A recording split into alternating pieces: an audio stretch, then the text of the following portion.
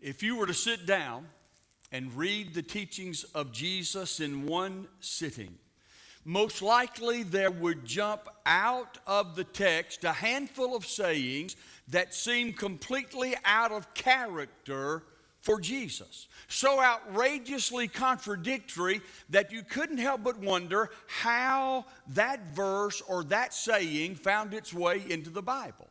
And you would ask yourself, could Jesus really have said such a thing?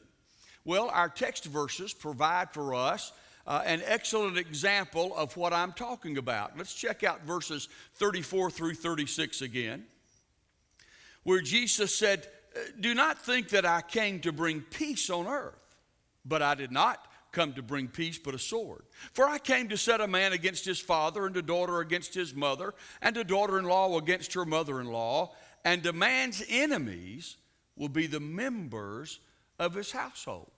Now, how does that line up with what you know about Jesus?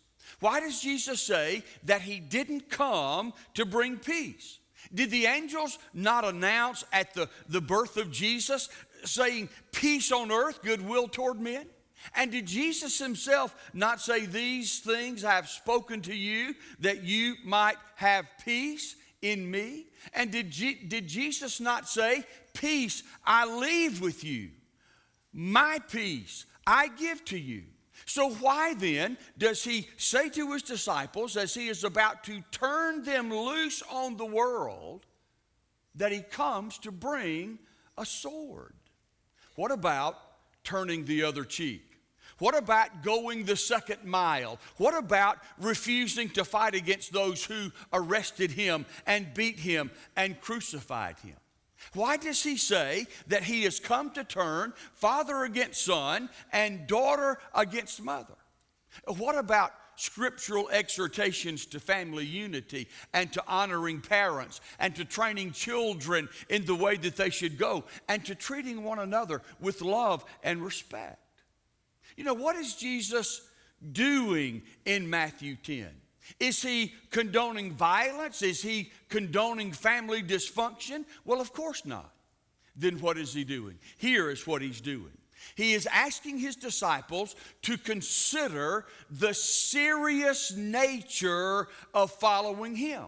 See, kingdom greatness does not come without getting serious about following Jesus. Kingdom greatness does not come without getting serious about chasing after his will for your life. Kingdom greatness does not come without living a life that is as unique as it is specialized. I once read a fascinating article about God's desire for ancient Israel to be a separated people, but not a people of separation. That is, he called them to live a vastly different life from the people groups that surrounded them. But instead of hiding them in some far-flung corner of the globe, God plopped them down in the middle of Canaan. Now, as you know, Canaan was a narrow strip of ground that formed a land bridge between Europe, Asia, and Africa. Consequently, anyone out to conquer the world had to march through Canaan to get it done. And so what that means is this: the men and women of ancient Israel were to live in a unique and specialized way, but at the same time, they were to rub shoulders with the world as they did it. Could you imagine someone dropping you off at a crowded shopping mall and saying, "I want you to live the life of a hermit"? How would that work? Well, that is not what God did with Israel. He plopped them down. He surrounded them by a veritable jumble of religious faiths, and yet they themselves were to hack out a theme park of godliness in which everything they did would point to the Lord their God, including the laws that they followed and the food that they ate and the customs that they observed and the clothes that they wore. Like ancient Israel. And like the disciples of Jesus, you and I are called to live separated lives, but not lives of separation. Now, that's not an easy thing to do. In fact, it is no easier now than it was then. And now, just as then, a life of kingdom greatness will not happen without the commitment of your heart and your mind to live for Jesus in such a way that you live for Him with total abandon. My high school football coach used to say again and again, "Men, I want you to play with reckless abandon." Well, he meant I want you to be all in. I want you to hold nothing back. And Jesus calls us to live for Him with total abandon. And what does that mean? It means to leave behind anything that keeps you from going forward and advancing with Jesus. Now, there's a word for it. What is that word? Well, it's the word sacrifice. Say that word with me. Sacrifice. Say it again. Sacrifice. And you know, that sort of sounds a little bit scary, doesn't it? I mean, we hear people talk about living a sacrificial life for Christ. But I don't know that we take it that seriously, and it's a little frightening. Well, let me give you 3 insights that just might help ease your mind a little bit. And here's the first. Most of us make sacrifices of one kind or another in an effort to accomplish something. It may be a financial sacrifice. It may be a relational sacrifice. It might be a time sacrifice. It might be a physical sacrifice. You see, most of us along the way make sacrifices. And Jesus calls us to a life of sacrifice. Second insight, sacrifices usually involve giving up something lesser in order to gain something greater. See, a life of kingdom greatness calls for sacrifice, but the reward in the wake of that sacrifice is far greater than anything you might give up. Now, it may not seem that way in the beginning, but in the end, that sacrifice seems so minimal. Why? Because God is not a God who takes. God is a God who gives. And when you give to God the lesser thing, He rewards you with the greater thing. Here's the third insight. Sacrifice does not always mean doing without forever. It often means doing without only for a while. See, some sacrifices are sacrifices of waiting for the right opportunity, waiting for the right moment, waiting for the appropriate time, waiting for God to say, "It's okay now, go." Now, I'm not saying at all that sacrifices cannot be tough. Sacrifices can be tough. Yet sacrifices made for the kingdom also ultimately bring the greatest satisfaction and the highest gratification later on. See, those who achieve kingdom greatness are willing to sacrifice whatever it takes in order to follow Jesus Christ. Now, let's look for a moment at 3 of those sacrifices mentioned by Jesus in Matthew chapter 10. The first sacrifice is the sacrifice of loyalty. Look at verse 35. "I came to set a man against his father, and a daughter against her mother, and a daughter-in-law against her mother-in-law. And a man's enemies will be the members of his household." Now, it may seem that Jesus is laying down division and discord as one of his primary goals in life, but that is not true at all. He is simply saying that division and discord, even within one's family, may be the inevitable result in certain situations for those who choose to follow Christ. I read about a Muslim man who came to America from Iran for the purpose of attending college. When his college roommate invited him to a campus Bible study, this Muslim man responded to the gospel and he became a Christian. Well, at first, he intended to keep his newfound faith secret from his family.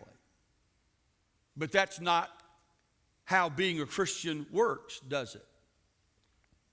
When he told his father about his faith in Jesus Christ, his father disowned him and said, "You may as well stay in America for the rest of your life because you are no longer welcomed here."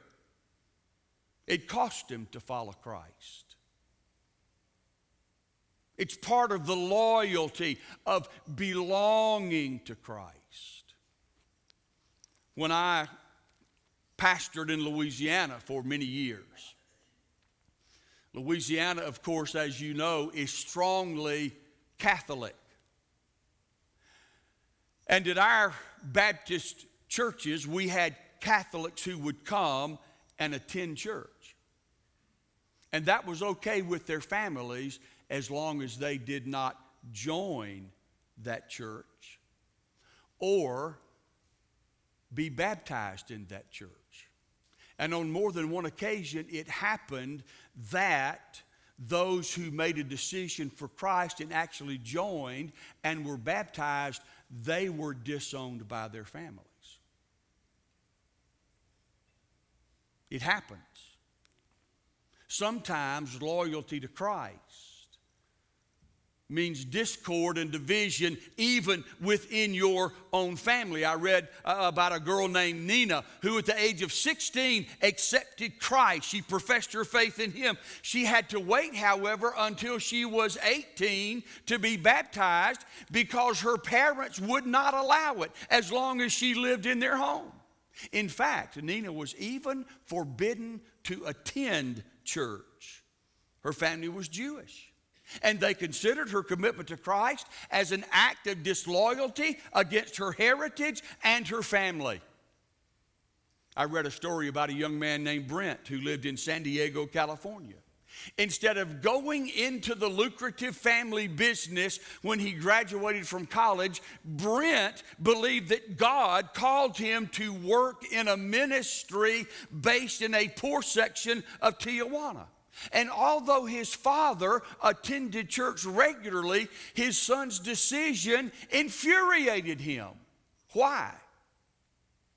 Here are his father's words. "Brent, you are allowing your religious fanaticism to ruin your life." It may be a difficult choice to make, but at some time or another, each of us will have to decide exactly where our loyalties lie. Now, ideally, no parent would stand in the way of his or her child's decision to follow Jesus Christ. But what if a parent does? Are you ready to say, "Mom, Dad, my loyalty to Christ is greater than my loyalty to you"? That's pretty stout, isn't it?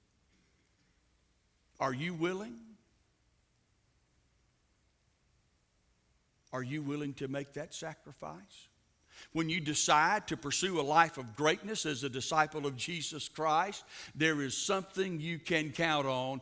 There will always be those who will try to hold you back. And sometimes they will be members of your own family. They may claim that they are thinking only of your best interest. They may tell you that you can be religious without being a fanatic. They may accuse you of being a foolish dreamer. They may say they're only trying to give you some common sense. And yet, their underlying message is this: don't take Jesus so seriously. Put us first in your life, not him.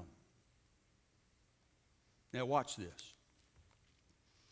You have been given a call to greatness that goes far beyond mom and dad or brother and sister. You and I have been given a challenge to change our part of the world for the glory of God. You and I have been given a call to be a sold out, obedient, radical disciple of Jesus Christ. That means that your loyalty and my loyalty belongs to Jesus above anybody and everybody else. Kingdom greatness means living for Jesus with total abandon. You're all in. Kingdom greatness means leaving behind anything and everything that keeps you from going forward with Jesus. There is a word for it. It is called sacrifice. Say it with me, sacrifice. The first sacrifice is the sacrifice of loyalty.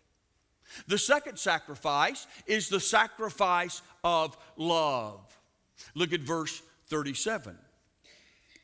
He who loves father or mother more than me is not worthy of me. And he who loves son or daughter more than me is not worthy of me. Did you notice that phrase appeared twice in those verses, is not worthy of me, and they will appear yet again in the next verse? A pastor was talking to a missionary friend who lived and ministered in South America.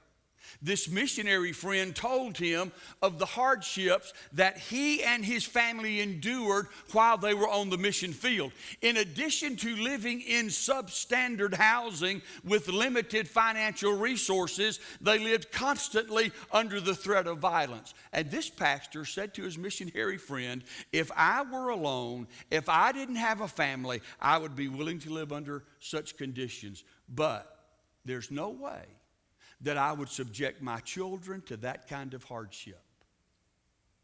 To which the missionary replied, that's not true. If God called you and your family to the mission field, you would go. And you know it. That pastor thought about their conversation long and hard. Would he really be willing to make that kind of sacrifice? The more he thought about it, the more he realized that he in fact would make that sacrifice. Why? Very simple, because if he wanted to be a great daddy, if he wanted to help his children reach their full potential in life, then he would have to teach them through his own example that Jesus always comes first. If he wanted to be more than a provider, if he wanted to be their spiritual leader, then he would have to help them become fully devoted followers of Jesus Christ. Anything else would be to hold his children back. It is almost as if Jesus is telling us not to love our children, or not to love our parents, or not to love our spouses, or anyone else. But that's not what's happening here. Jesus is simply saying that we are to love him more. Now see if you agree with this statement. Our tendency is to love others with the kind of love that only God deserves. Now, if that's true, how is it true? It's true in that we often treat other people like they are God. Now, what does that mean? It means that we will do anything to make that person happy. It means that we will do anything that person wants us to do. It means that we will make that person the heart and the soul of our universe. Forget what God has to say. I'm going to make you happy. I'm going to do what you say and what you want. Now, when you truly love someone, you live for the highest success of that person. I understand that, and I preach that, and I teach that. However, there is a vast difference between living for the highest good or the highest success of someone else and then treating him or her like God. John H. Jowett, born in 1864, died in 1923, pastored huge churches on both sides of the Atlantic, both in England and America. He was referred to during that period as the greatest preacher in the English-speaking world. Listen to what he said about verse 37. He said it's not about loving someone too much. In fact, it is impossible to love one or anybody too much. But it is possible to love unwisely. We cannot be wrong in loving, but we can love in the wrong way. Well, we're talking about kingdom greatness. And kingdom greatness means living for Jesus with total abandon. It means leaving behind anything and everything that keeps you from going forward with Jesus. There's a word for it. What is the word? Sacrifice. Say it with me. Sacrifice. The first sacrifice is the sacrifice of loyalty. The second sacrifice is the sacrifice of love. Here's the third sacrifice. It is the sacrifice of your very life. Look at verses 38 and 39. He who does not take his cross and follow after me is not worthy of me. He who has found his life will lose it, and he who has lost his life for my sake will find it. Now I'm about to shock you. Are you ready to be shocked? Are you ready to be shocked? Don't say I did not tell you. The happiest people in the world are those who never give happiness a second thought. Now, what does that mean? It means that they are not trying to chase happiness down. It means that they are more interested in doing God's will than they are in experiencing some kind of personal fulfillment. Now, don't get me wrong. I'm not saying that God wants you to be sad. I'm not saying that God doesn't want you to be happy. But watch this. Happiness is not usually found where we expect it.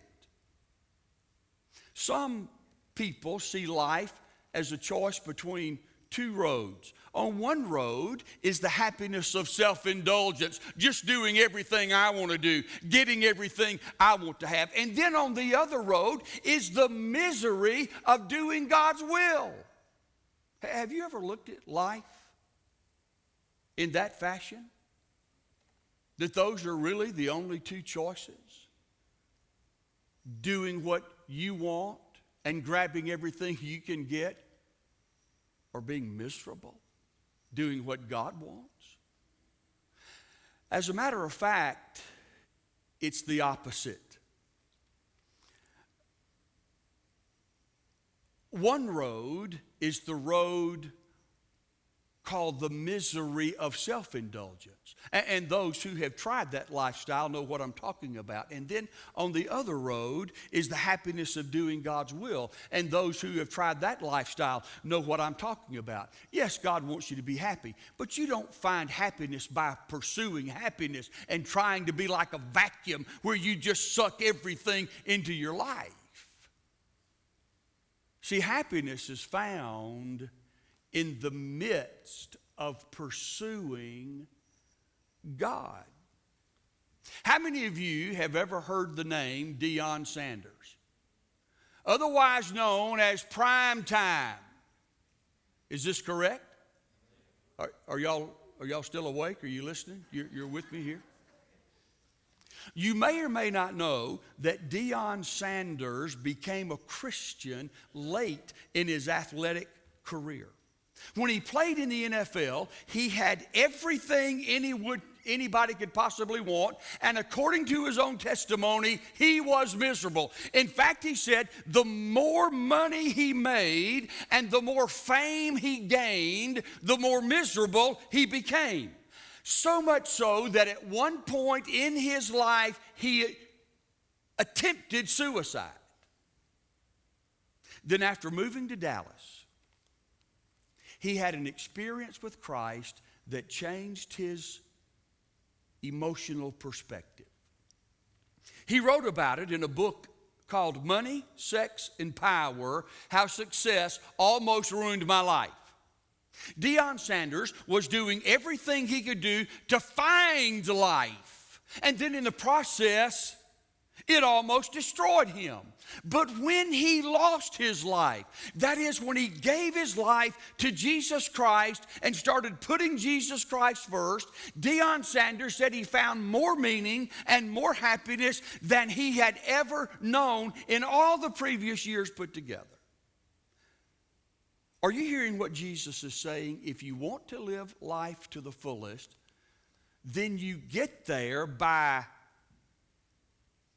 not chasing after possessions and experiences. You get there by letting all of that go and then losing yourself in Jesus. You get there by giving yourself totally and completely to Him and for Him. Now let me shock you again. Are you ready? Happiness is not yours to get.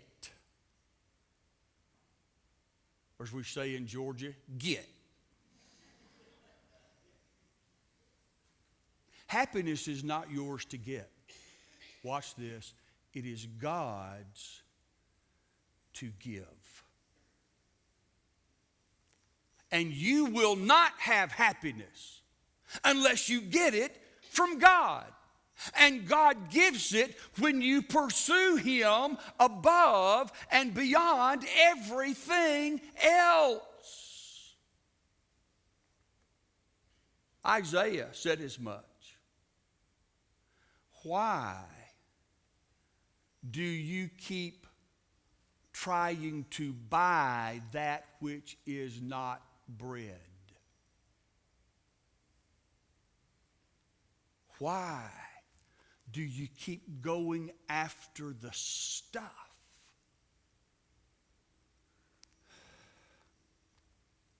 when it just makes you ultimately more empty inside?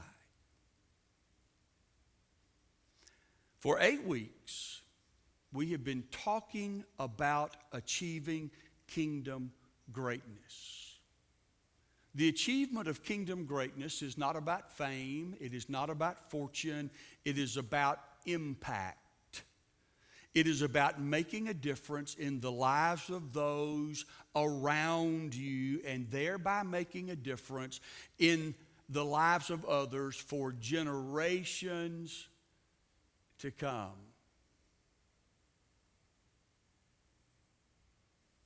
My dad impacted me. I've impacted my children. And those children will impact many others. See, that's what greatness is about. It's not about how much money or property anyone can be left.